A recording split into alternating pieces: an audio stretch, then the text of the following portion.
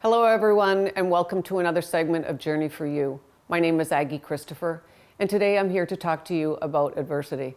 I think that I've been challenged so much in my life and in many different ways, but none more than in 2003 when I went into a partnership for my now company that I own, which is in the food industry. And this was a partnership where there was very little. There was a couple of lines, a couple of principles that we represented, no money.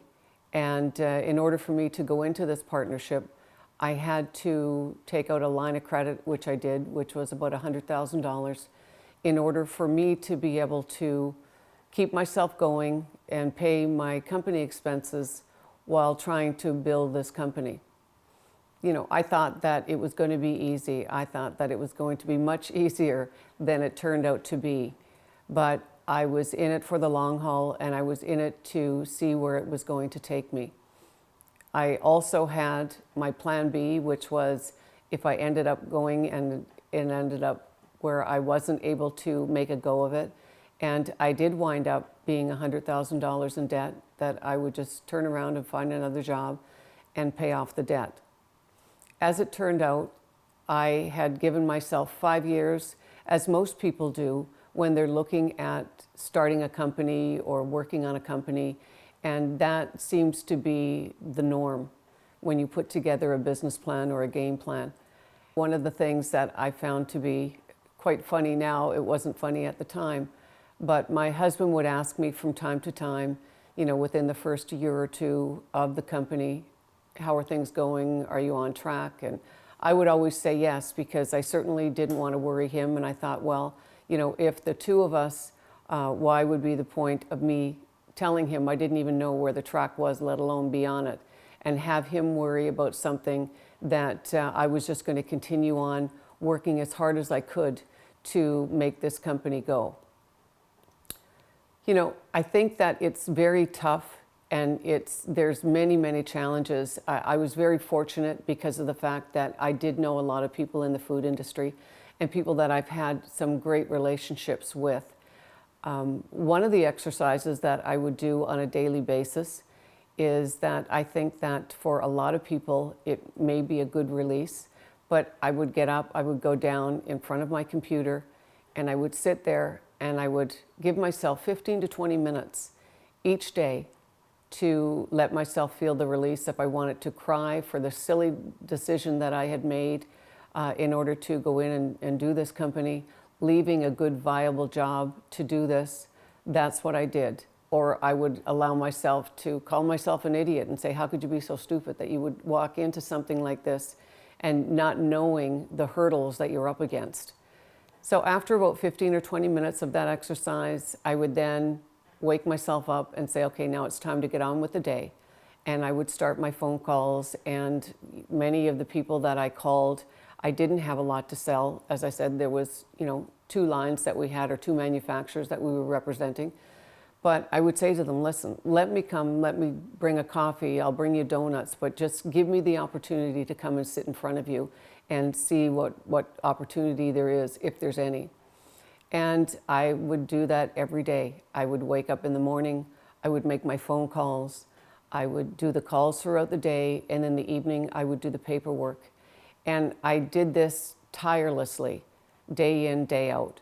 And the dedication and the commitment that I had to make this company go was probably one of the most strongest commitments that I've ever made. I was very fortunate because instead of it taking 5 years, it took me 3 years in order to be able to pay the $100,000 line of credit off and to be able to start taking a paycheck, which turned into, in 2009, I was very fortunate that I had bought my partner out, and then I was able to hire more people.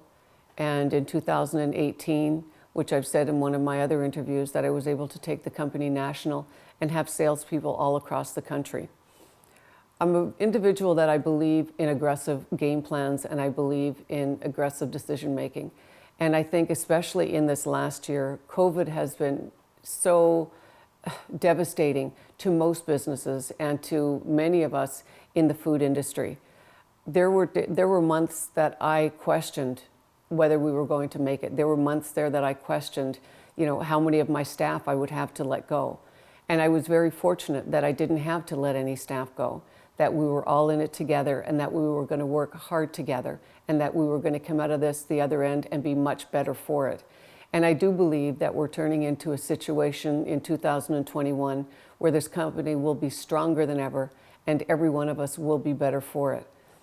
And my message in this story is to let you know that no matter what it is that you have in your sights, and no matter what it is and how difficult it seems and what the challenges are, that there's always an answer, and the answer is hard work. And as I said before, there is no substitute for hard work. Hard work is a fact of life. Hard work is exactly that. It's called hard work for a reason, because it's hard. But the most important factor to remember is that once you learn how to work hard, after a while it becomes easy and it becomes your norm. And that's what you need to do. You need to make sure that you're doing everything, especially in these times, to do what it takes in order for you to be where you want to be when we come out of this. So my plan is, coming out of 2021 and into 2022, that I will definitely be on the map and still here, while unfortunately some others have struggled, will struggle, or may not even be here.